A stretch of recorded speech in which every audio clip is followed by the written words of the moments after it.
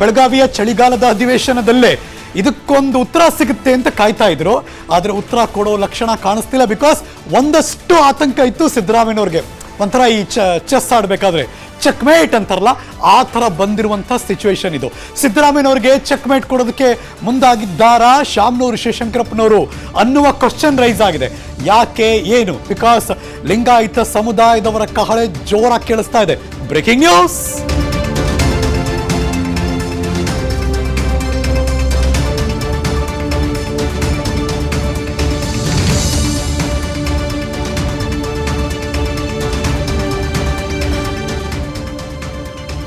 ಇವತ್ತಿನಿಂದ 2 ದಿನಗಳ ಕಾಲ ಮಧ್ಯ ಕರ್ನಾಟಕ ದಾವಣಗೆರೆಯಲ್ಲಿ ಒಂದು ಮಹಾ ಅಧಿವೇಶನ ಇಟ್ಕೊಂಡಿದ್ದಾರೆ. ಕಾಂತರಾಜು ವರದಿಗೆ ವಿರೋಧ. ಈ ಹಿನ್ನೆಲೆಯಲ್ಲಿ ಭಾರಿ ಮಹತ್ವ ಪಡ್ಕೋತಾ ಇದೆ ಈ ಅಧಿವೇಶನ. ವೀರಶೈವ ಮಹಾ ಅಧಿವೇಶನದಲ್ಲಿ 3 ಲಕ್ಷಕ್ಕೂ ಹೆಚ್ಚು ಜನ ಭಾಗವಹಿಸುವಂತಹ ಸಾಧ್ಯತೆ. ದಾವಣಗೆರೆಯಲ್ಲಿ MBA ಕಾಲೇಜು ಮೈದಾನ. ಅಧಿವೇಶನದಲ್ಲಿ ಲಿಂಗಾಯತ ಸಮುದಾಯದ ಸಚಿವರು ಮತ್ತು ಸಂಸದರು, ಬರೀ ಕಾಂಗ್ರೆಸ್ ಅಲ್ಲ, ಬೇರೆ ಬೇರೆ ಪಕ್ಷದವರು ಬರ್ತಾರೆ. ಎಲ್ಲ ಪಕ್ಷದ ಮುಖಂಡರು. ಸಿದ್ದರಾಮೋತ್ಸವ ನಡೆದಿದ್ದ ದಾವಣಗೆರೆಯಲ್ಲೇ ಮಹಾ ಅಧಿವೇಶನ. ಕಾಂತರಾಜು ವರದಿ ವಿರೋಧದ ಹಿನ್ನೆಲೆಯಲ್ಲಿ ಭಾರಿ ಮಹತ್ವ ಪಡ್ಕೋತಾ ಇದೆ ಅಧಿವೇಶನ. 3 ಲಕ್ಷಕ್ಕೂ ಹೆಚ್ಚು ಜನ ಭಾಗವಹಿಸ್ತಾರೆ. ದಾವಣಗೆರೆಯ MBA ಕಾಲೇಜು ಮೈದಾನದಲ್ಲಿ ಅಧಿವೇಶನ ನಡೀತಾ ಇದೆ.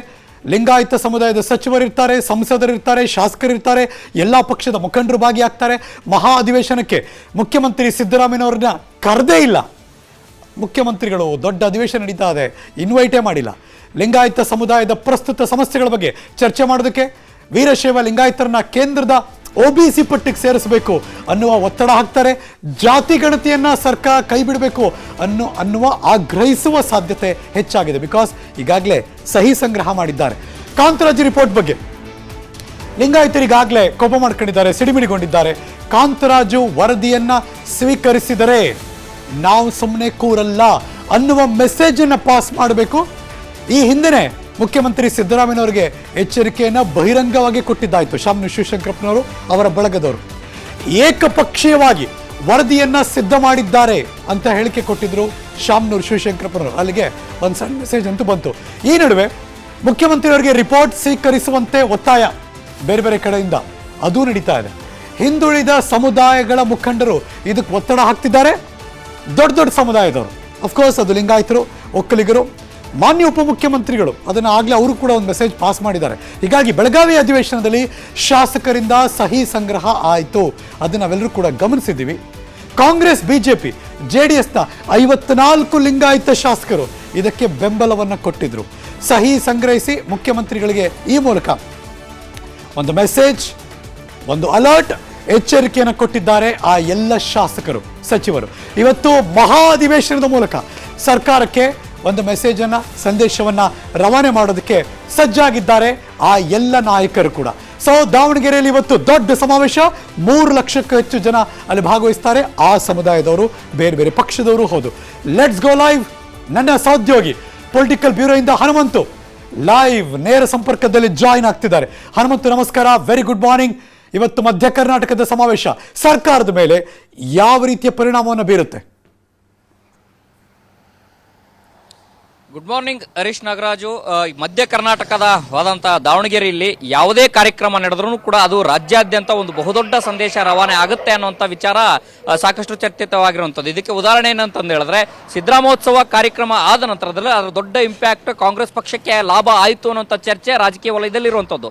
ಅದರಲ್ಲೂ ಕೂಡ ಅದನ್ನು ಹೊರತುಪಡಿಸಿಯೂ ಕೂಡ ಈ ಒಂದು ಬಾರಿ ಇಂದಿನಿಂದ 2 ದಿನಗಳ ಕಾಲ ಅಖಿಲ ಭಾರತ ವೀರಶೈವ ಮಹಾಸಭಾದ ಅಧಿವೇಶನ, 24ನೇ ಅಧಿವೇಶನ ಈ ಒಂದು ದಾವಣಗೆರೆಯಲ್ಲಿ ನಡೀತಾ ಇರುವಂಥದ್ದು. ಪ್ರಮುಖವಾಗಿ ಈ ಒಂದು ಸಮಾವೇಶದಲ್ಲಿ, ಈ ಒಂದು ಅಧಿವೇಶನದಲ್ಲಿ ವಿವಿಧ ಸಮುದಾಯದ ವಿವಿಧ ಮಠಾಧೀಶರು ಮತ್ತೆ ಸಚಿವರುಗಳು, ಹಾಲಿ ಶಾಸಕರು ಸೇರಿದಂತೆ ಮಾಜಿ ಶಾಸಕರು ಸೇರಿದಂತೆ ಪಕ್ಷಾತೀತವಾಗಿ ಸಮುದಾಯದ ಎಲ್ಲ ಮುಖಂಡರು ಈ ಒಂದು ಕಾರ್ಯಕ್ರಮದಲ್ಲಿ ಭಾಗಿಯಾಗ್ತಾರೆ.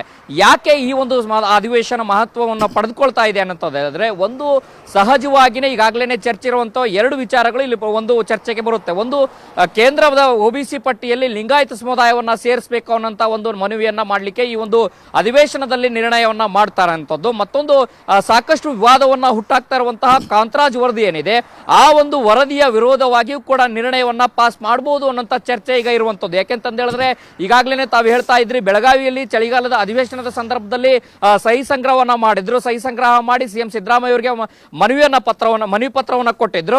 ಅಂತ ಒಕ್ಕಲಿಗ ಸಮುದಾಯದವರು ಕೂಡ ಸ್ವತಃ ಡಿಸಿಎಂ ಡಿ.ಕೆ. ಶಿವಕುಮಾರ್ ಅವರೇ ಅಂದೇ ಸಹಿಯನ್ನ ಹಾಕುವ ಮೂಲಕ ತಮ್ಮ ವಿರೋಧವನ್ನ ವ್ಯಕ್ತಪಡಿಸಿದ್ರು. ಅಂತಿಮವಾಗಿ ದಾವಣಗೆರೆಯಲ್ಲಿ ಈಗ ಅಧಿವೇಶನ ಆಗ್ತಾ ಇರುವಂತ ಹಿನ್ನೆಲೆಯಲ್ಲಿ ಚಿತ್ರದುರ್ಗದಲ್ಲೂ ಕೂಡ ಹಿಂದುಳಿದ ವರ್ಗಗಳ ಒಕ್ಕೂಟದ ಅಧಿವೇಶನ ಕೂಡ ಸಮಾವೇಶನೂ ಕೂಡ ಆಗಬಹುದು. ಒಟ್ಟಿನಲ್ಲಿ ಲೋಕಸಭಾ ಚುನಾವಣೆಯಲ್ಲಿ ಕಾಂಗ್ರೆಸ್ ಪಾಲಿಗೆ ಕಾಂತರಾಜ್ ವರದಿ ಎಲ್ಲೋ ಒಂದ್ ಕಡೆಗೆ ಸಂಕಷ್ಟ ತಂದೊಡ್ಡುವಂತ ಎಲ್ಲಾ ಲಕ್ಷಣಗಳು ಕಂಡು ಬರ್ತಾ ಇರುವಂತದ್ದು. Harish Nagaraj, thank you so much Hanumanthu, ಈ ಕ್ಷಣದ ಮಾಹಿತಿಯನ್ನು ಅಪ್ಡೇಟ್ ಮಾಡಿದ್ದಕ್ಕೆ. ಅನುಕ್ಷಣದ ಸುದ್ದಿಗಳಿಗಾಗಿ Vistara news YouTube channel subscribe ಮಾಡಿ. ಹೊಸ ಸುದ್ದಿಗಳ ನೋಟಿಫಿಕೇಶನ್ಗಾಗಿ ಬೆಲ್ ಐಕಾನ್ ಕ್ಲಿಕ್ ಮಾಡಿ. ಲೇಟೆಸ್ಟ್ ಅಪ್ಡೇಟ್ಸ್ಗಾಗಿ www.vistaranews.com ವೆಬ್ಸೈಟ್ಗೆ ವಿಸಿಟ್ ಮಾಡಿ.